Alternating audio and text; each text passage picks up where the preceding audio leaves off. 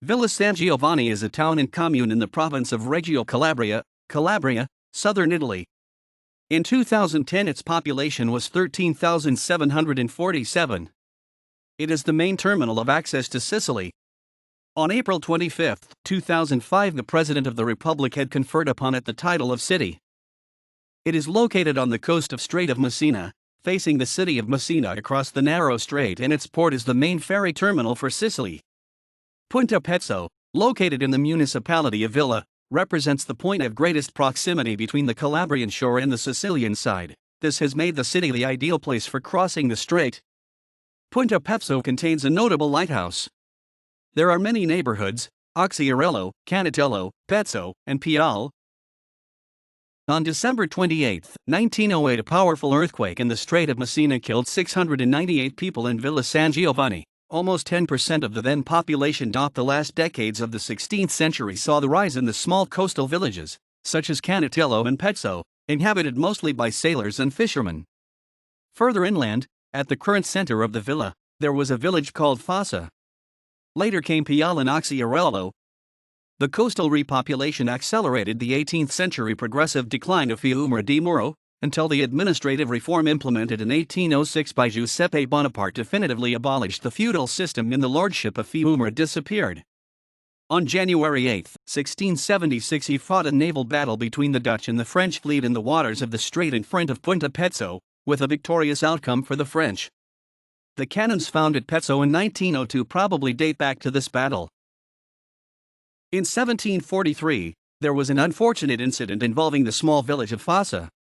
In March of that year, a Genoese ship loaded with wheat from Patras had brought the plague to Messina. That was the last major outbreak of plague in Western Europe. The Health Council of the city of Reggio Calabria had ordered all boats not to approach the port of Messina and instituted guard duty on the coast to enforce the ordinance.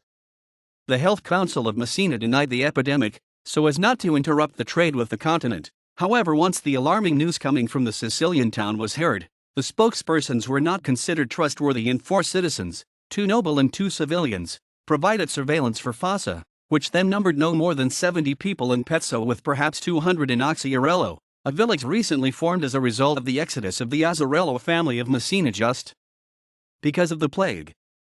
Throughout the month of April, confusing news of the Messina situation arrived in Naples, so the government did not take the necessary steps, while the epidemic grew enormously in that city.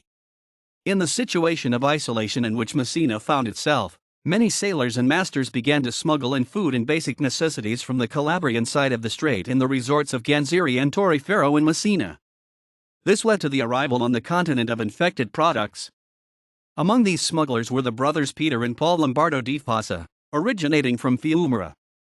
It is said that on the night of June 10, the Sicilians, not having quite enough money to pay them, gave them a coat, and Paul Lombardo accepted it and put it on. The coat was infected, and soon the 2 brothers died because of the disease, and in the days following, their closest relatives. In any case, the epidemic came to Fossa. Hearing the news, the 2 mayors of Reggio, Genovese and Giuseppe Antonio Melisari, wanted to investigate the matter, so the governor, Diego Ferri, from historical sources described as a bad-tempered man and authoritarian ruler, recently appointed, sent Fossa 2 of the best doctors of the region, Saverio Fucettola and Francesco Marari. The plague was ascertained by these 2 specialists, but did not stop the illegal smuggling with Sicily, in reality practiced by many local boats. The plague began to spread enormously even on the shores of Calabria. The governor Ferri and the 2 mayors then considered Fossa the scapegoat source of the epidemic and ordered an expedition against the small town. According to reports from Luigi's Prayer, on the morning of June 23, 3,200 heavily armed men departed from Reggio, of whom 200 were Swiss mercenaries and the remainder citizens of Reggio, under the leadership of Diego Ferri. Initially, the residents of Blackwater tried to resist, but they had to yield.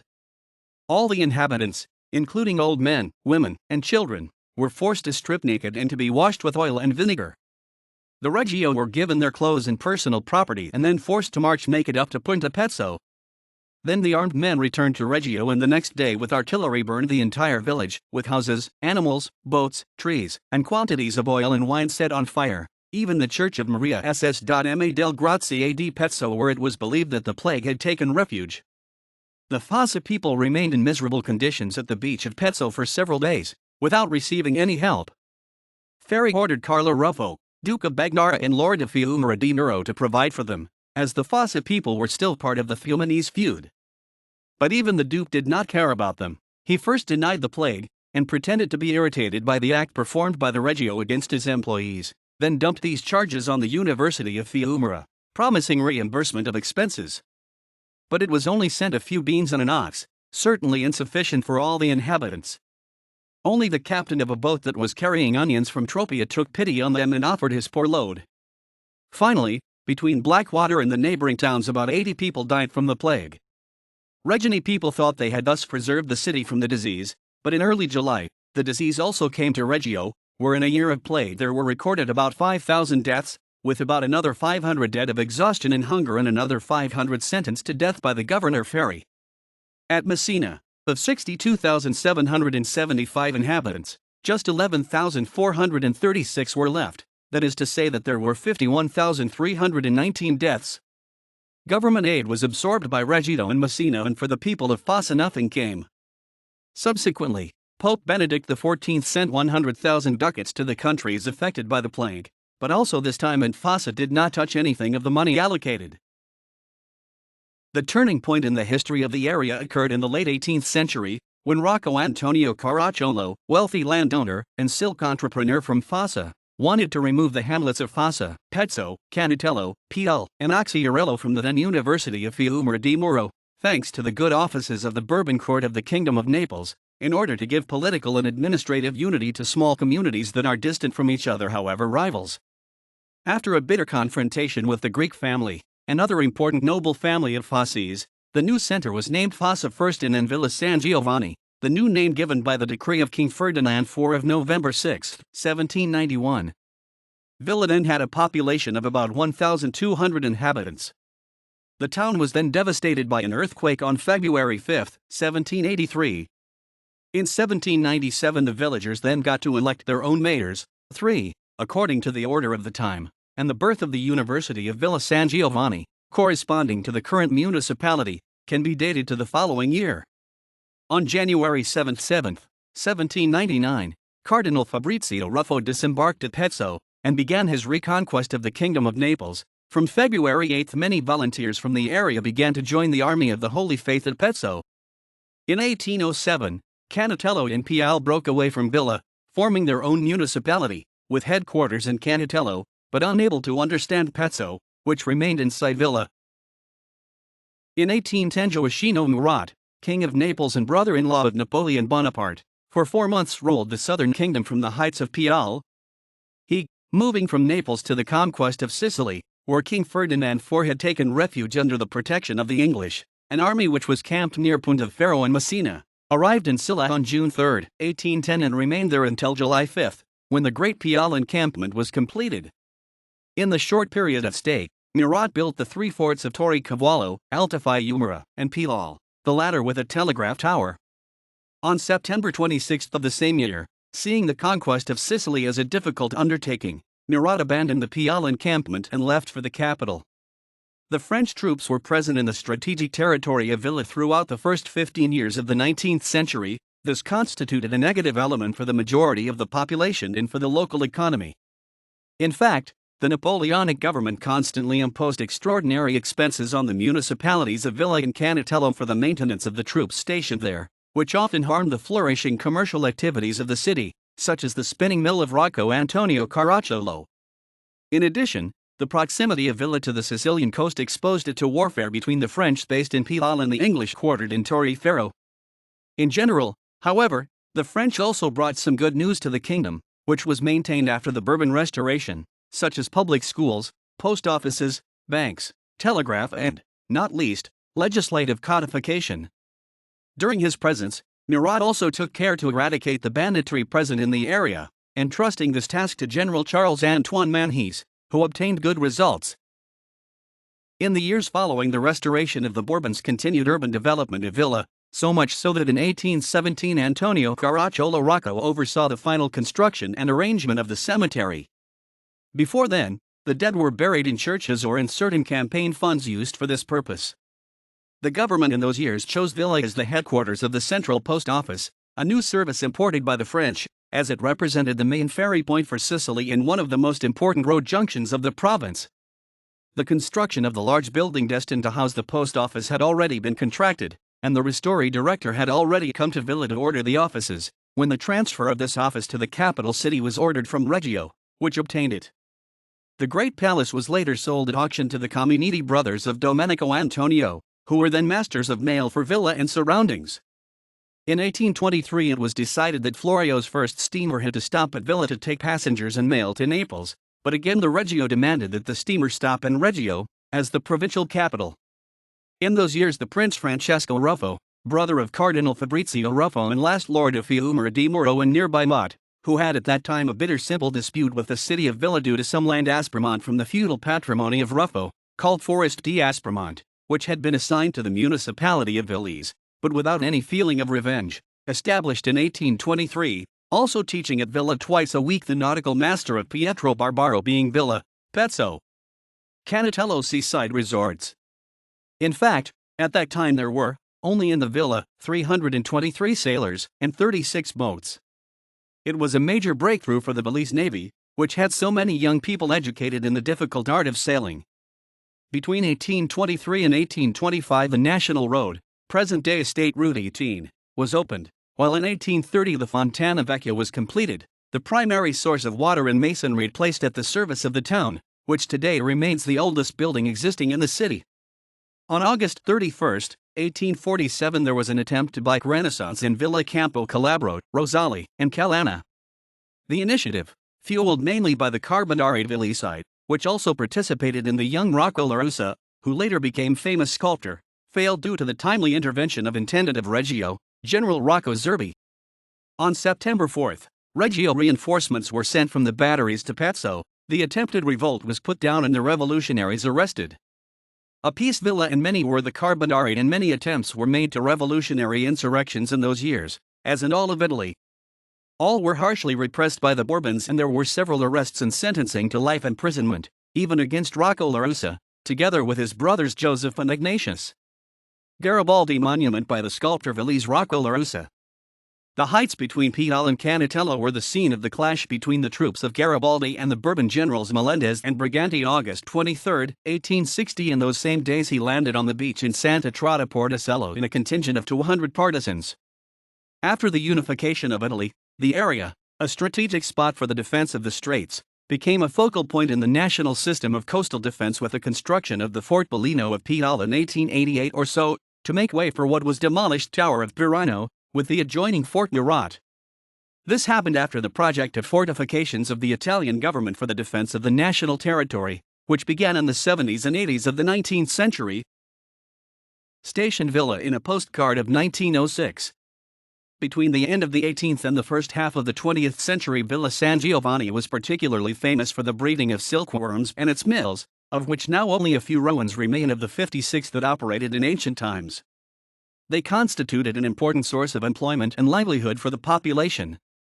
The silk textile business was started in the last 15 years of the 18th century through the work of Rocco Antonio Caracciolo, who already in 1792 had made operational a textile mill and a spinning house, the first located between the palace and the current Caracciolo Fontana, the second at the road Mycenae, now Via Mycenae, near today's Silesian shelter.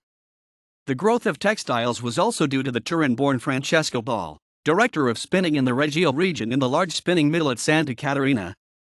Soon many villagers followed the example of Caracciolo and numerous mills were built between Villa, Pezzo, and Canatello.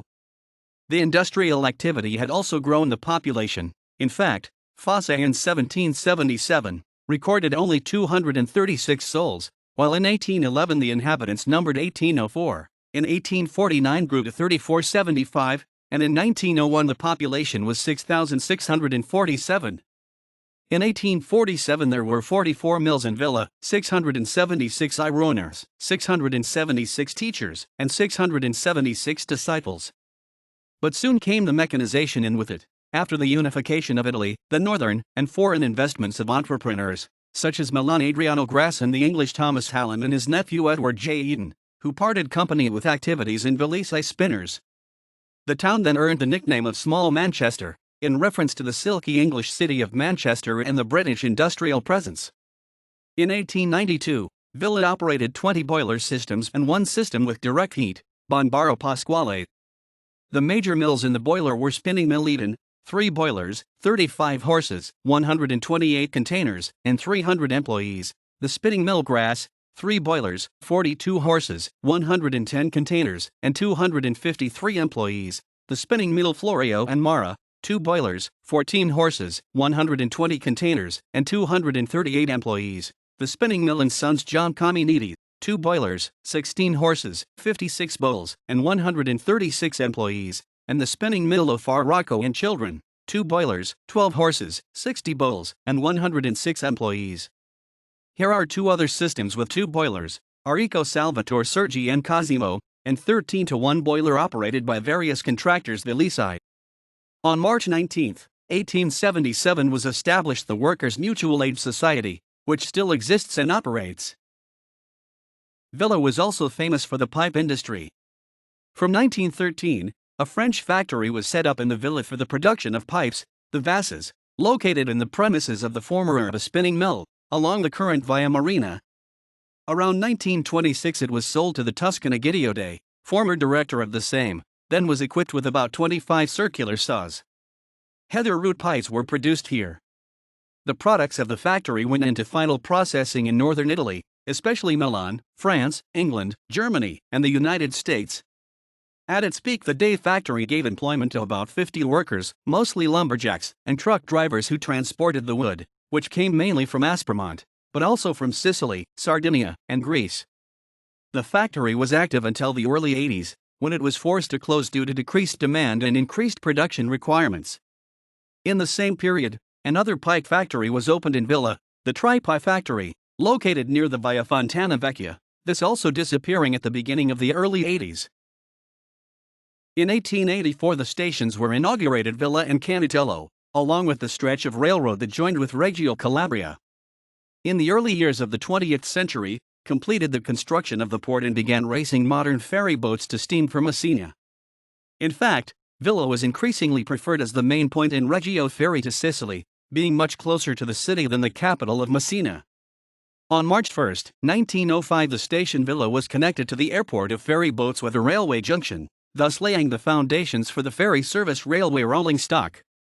The importance of Villa San Giovanni gradually increased to the detriment of Reggio Calabria, as the Tyrrhenian railway route, which is shorter than the Ionic, led to the displacement of the rail traffic by sea on Villisai cradles, which were increased and strengthened. At the beginning of the last century, the city was described as an industrious and avant-garde town, so that already in 1906 the city streets were illuminated by electricity street lamps. The area of Villa had already been affected by seismic events since the last decade of the 19th century. On November 16, 1894 there was a first earthquake, with no casualties, that damaged most of the buildings, so that Villa became one of the countries affected by earthquakes and was able to take advantage of the law N-squared 535 August 8, 1895. In the following 2 decades, there were 3 other earthquakes, the earthquakes of September 8, 1905 and October 23, 1907, but the real disaster was the earthquake of December 28, 1908, an event that devastated the entire area of the strait, the city of Reggio and Messina, and that made many victims of villagers. Villa counted 367 deaths out of 4,325 inhabitants, 8% of the population. Oxiarello, 299 of 2,125, 14% of the population. In peace, 32 of 552, 5%. In total, 698 deaths in the town of Villa San Giovanni of a population of about 7,000, according to the data of the census of 1901. There were then more than 500 injured. Economic losses were incalculable. The whole town was destroyed, together with the port with its new infrastructure, the station, and the rail, and most of the mills, while others were severely damaged. All the churches and public buildings collapsed. The district that was the most devastated was the Immaculate Conception. There were very few buildings that resisted the earthquake. Reconstruction began the following year and definitively ended only in the early 50s, with significant changes in the urban setting of Villa. The first buildings to be rebuilt as early as 1909 were in fact the mills to enable resumption of industrial activity and provide employment in the area devastated by the earthquake. The tenements, churches, and other public buildings were housed in inferior buildings, pending the completion of the new works. In the early 30s, the city center was largely rebuilt, as evidenced by the municipal palace, Palazzo San Giovanni, the central elementary school, the Church of the Immaculate Conception, and the many private buildings dating back to the late 20s. Subsequent buildings were influenced by fascist architecture, as evidenced, for example, by the austere geometric shapes of the building of the railway station designed by Roberto Narducci. The project of the Great Reggio. Vintage photo of the historic Via Garibaldi. In 1927, the municipality of Villa San Giovanni, together with Canatello and other municipalities in the district for a total of 14, was conurbated to the municipality of Reggio Calabria following the Grand Reggio project, aimed, according to the promoters, at creating a single Calabrian town area on the shore of the Strait of Messina. But the hardships for the Villese population were notable, as the centralization of the municipal offices in the capital involved additional work, then burdensome and lengthy, for the simplest administrative acts. In addition, the loss of administrative autonomy would have made the villa identity vanish, reduced to a mere district of Grand Reggio. So grievances, in the fascist regime, were not lacking. One of the biggest supporters of the autonomy of the town was Don Luigi Nostro, who sent in writing to Mussolini the end of a municipality, or rather a mandate of 10 municipalities supported petitions of the Villese against the Maxi municipality. The government, by decree of January 26, 1933, restored self-government to Villa San Giovanni, including from the date the territory of Canatello, up to 1947, and also Campo Calabro in Fiumara.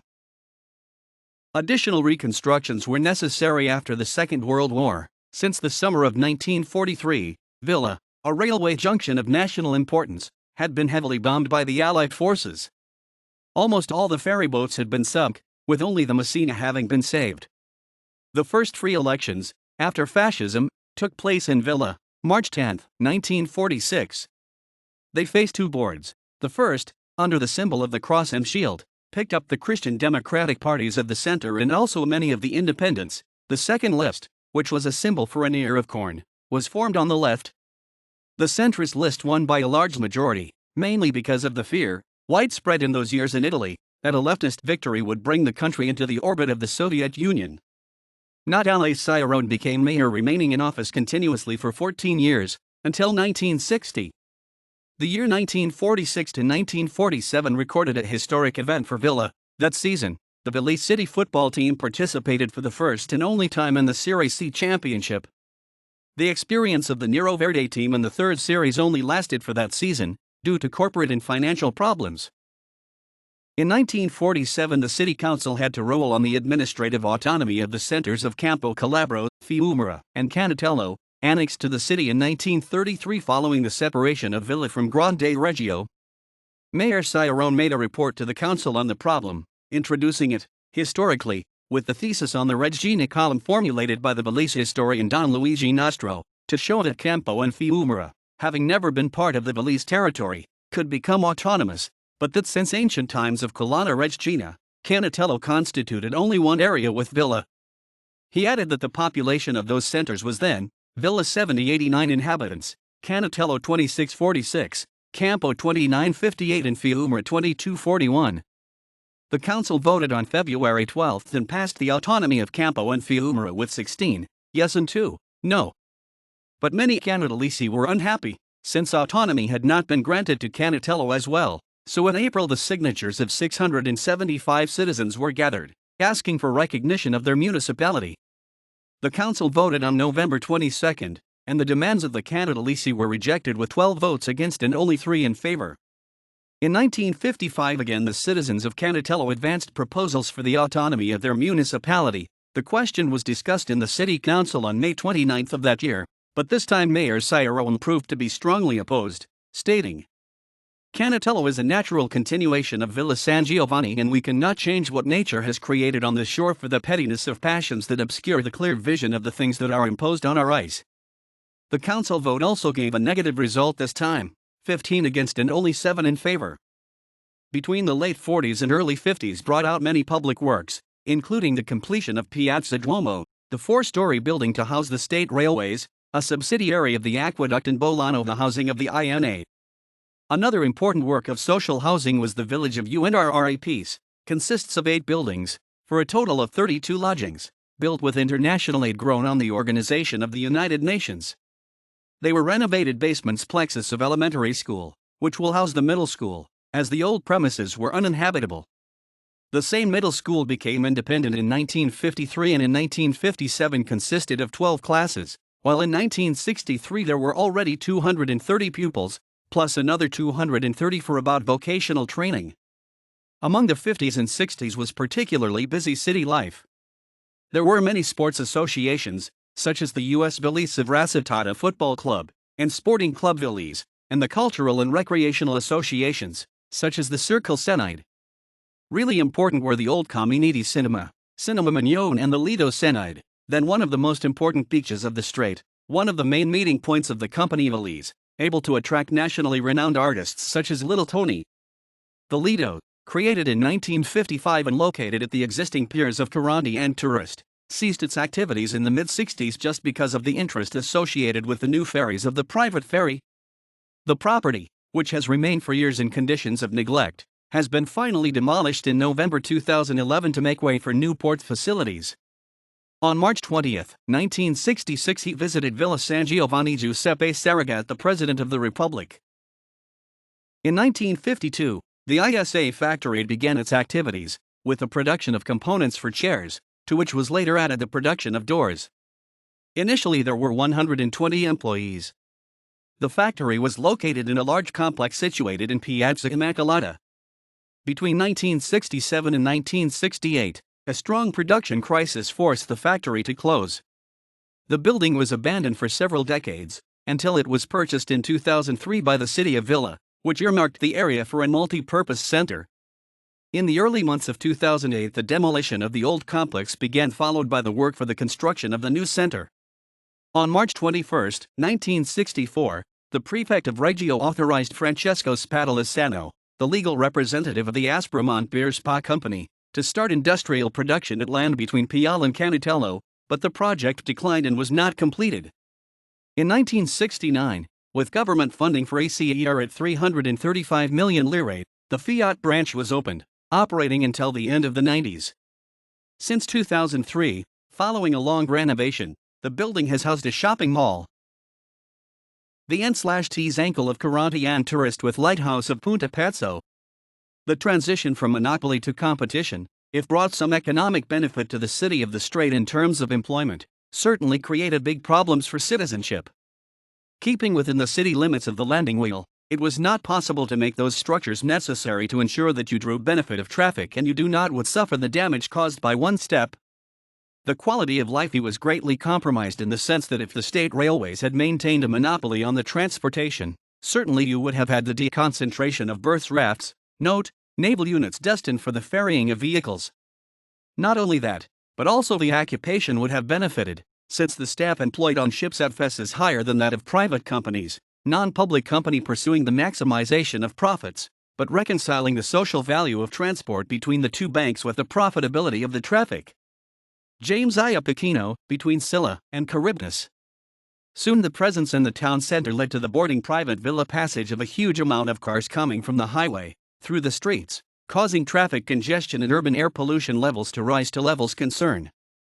For years, to try to remedy these problems, it was suggested to move the boarding of private companies into a new home south of downtown Villa, directly connected to the junction of the A3, thus avoiding traffic jams and pollution caused by the passage of wheeled vehicles. Since the 70s, Villa San Giovanni has experienced rapid population growth, mainly due to a phenomenon of internal immigration that has led many residents of the neighboring municipalities to move to Villa, mainly for business reasons. As a result of the rapid increase in residents, the last few decades, especially since the early 1980s, have seen an expansion of the urban center and a growth in buildings never seen before, particularly in the area of Pezzo and along the coast, where vast areas previously entirely covered with greenery are now occupied by recent private housing and commercial buildings.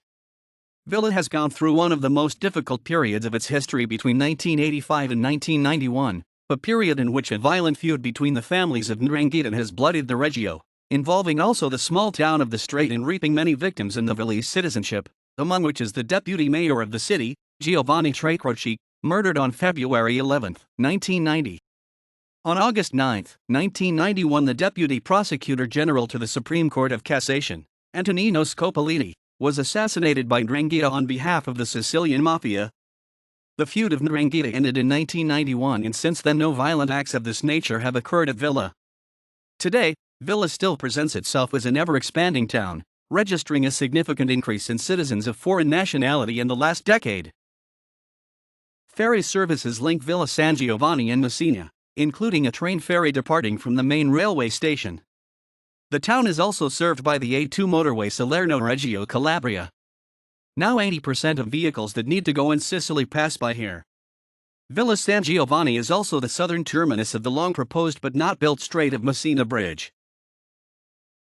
Villa has a long tradition in the swimming disciplines, with various sports clubs active in swimming, even at a competitive level, and scuba diving.